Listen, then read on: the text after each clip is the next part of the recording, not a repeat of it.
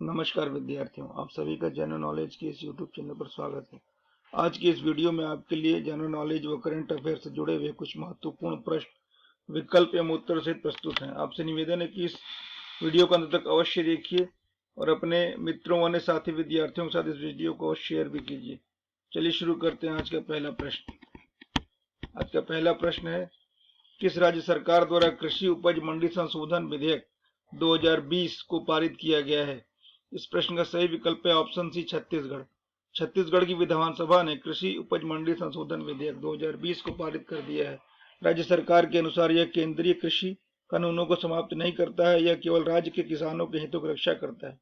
विधेयक में कई संशोधन किए गए, जिसमें राज्य सरकार को निजी मंडियों को डीम्ड मंडियों के रूप में घोषित करना, इलेक्ट्रॉनिक ट्रेडिंग प्लेटफॉर्म स्थापित करना और किसानों की उपज के उचित मूल्य की रक्षा करना है।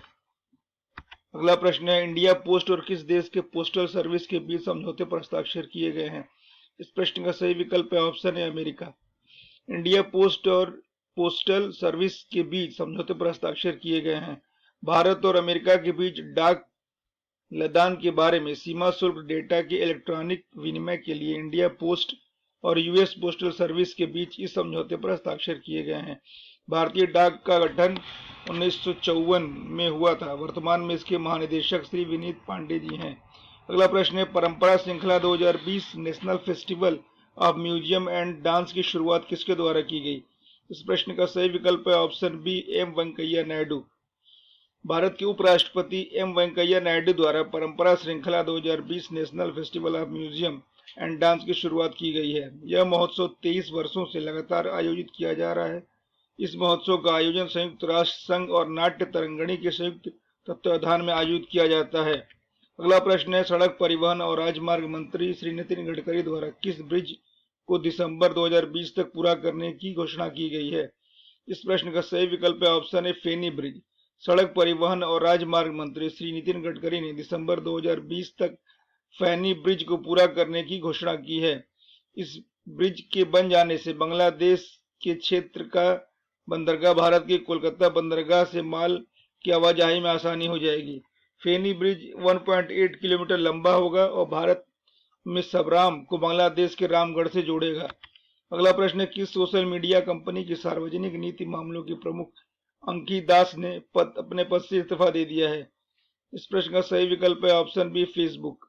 सोशल मीडिया कंपनी के फेसबुक के सार्वजनिक नीति मामलों की प्रमुख अंकी दास ने अपने पद से इस्तीफा दे दिया है। अंकी दास ने नफरत फैलाने वाली टिप्पणियों को रोकने के मामले में कथित तौर पर पक्षपातपूर्ण रवैया अपनाने के विरोध में अपने पद से इस्तीफा दे दिया है।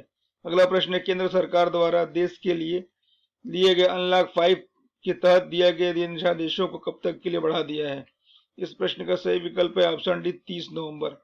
कोविड-19 के बढ़ते प्रभाव को देखते हुए गृह मंत्रालय की ओर से अनलॉक 5 की गाइडलाइन जारी कर दी गई है। कोविड-19 को लेकर जो दिशा निर्देश पहले से चले आ रहे हैं उसको 30 नवंबर तक के लिए बढ़ा दिया गया है। 30 नवंबर 2020 तक कंटेनर जोन में सख्ती से इसका पालन किया जाएगा।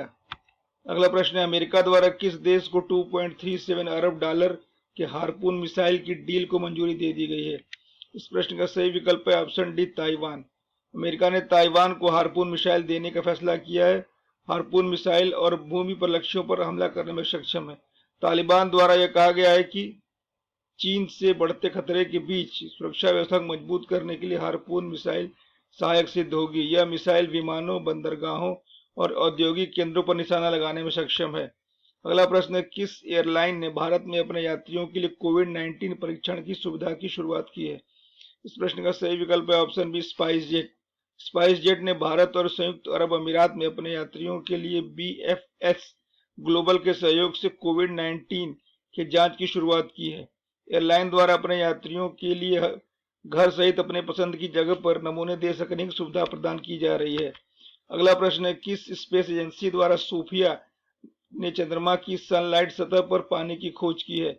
इस प्रश्न का सही विकल्प है ऑप्शन बी, नासा।